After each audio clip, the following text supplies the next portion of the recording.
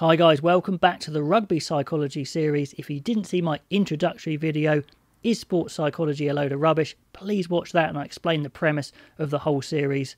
But let's get stuck into this one, the myth of the confidence player. This is something I'm fascinated with. I've come across it a bit. I'm sure you guys have as well. Or are you someone who says, I am a confidence player? It's such a common phrase.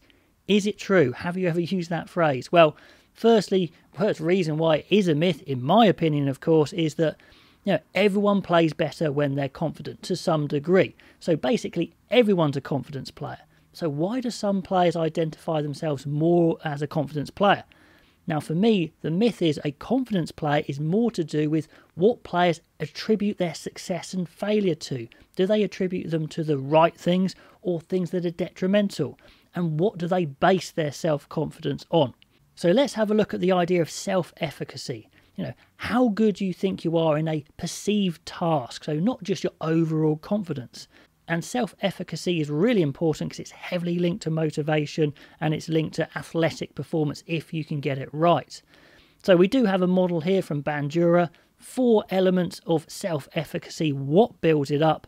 Now we'll leave the top one for now, but the 3 below, we've got Vicarius Experience, which is when you observe someone achieve or do something well in what you're trying to achieve, like rugby or a skill in rugby. Now it's especially useful if they're a similar skill level to you, or you can see that it's achievable to emulate what that person's doing. So certainly watching our heroes on TV is great, but if we see someone who we think we can actually become quite quickly, say a teammate, that's going to help a lot. Verbal persuasion. Now, of course, this is something we do all the time in rugby with team talks, when we celebrate on the pitch, the coaches' pep talks, if you like. We know just verbally persuading someone's useful for building that confidence in that specific area of rugby. And of course, emotional arousal, and we will come to arousal in a separate video, just that heightened sense of physical and mental readiness for the game. But the most important way of building your confidence is previous performance accomplishments.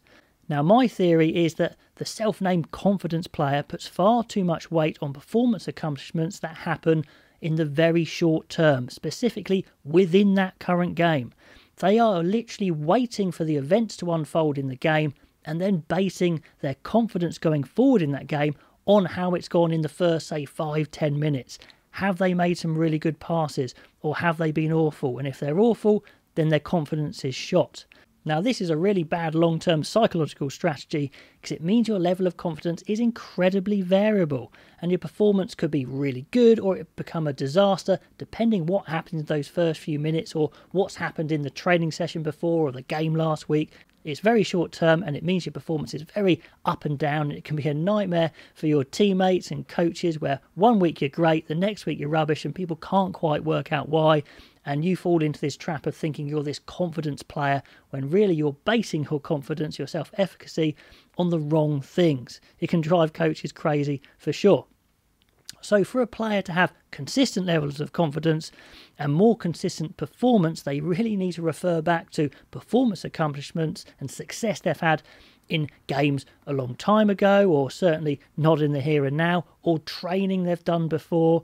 And this makes a player believe that they normally do the right thing. They make a good pass. They make a right decision. For example, if a scrum half's made a couple of shocking passes at the beginning of the game, they can think back to training and know they made a stack of great ones on Thursday night or, the game before or the season before. And now you can use this tactic to build your confidence even if the majority of your performances, your skill execution, are unsuccessful. Especially if you're a young player developing, if you can think back to the times in training or a game where you have made a successful execution of that skill, maybe even only once or twice, it can still be useful to refer that as your performance accomplishments so you're more confident that you can do it right the next time. The other thing I think is really important, trying to get out of that trap of being that short-term confidence up and down player, is attribution theory. What do you attribute success and failure to? We've got stability here, which is, are you attributing your success and failure to things that are stable or changeable?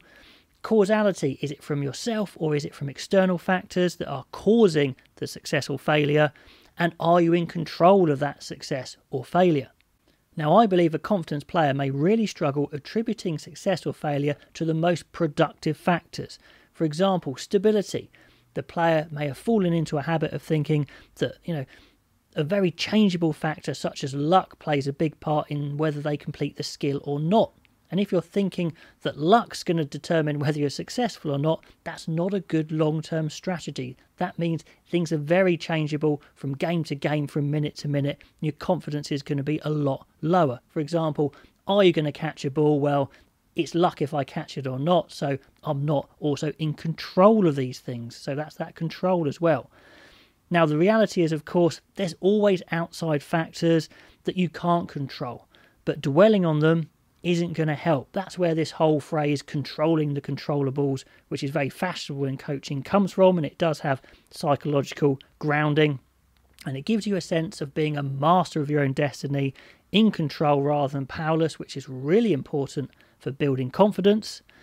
Some players do this naturally, but if you're someone who's struggling with confidence, then psychological training could help you attribute success and failure to more productive things to make a big difference.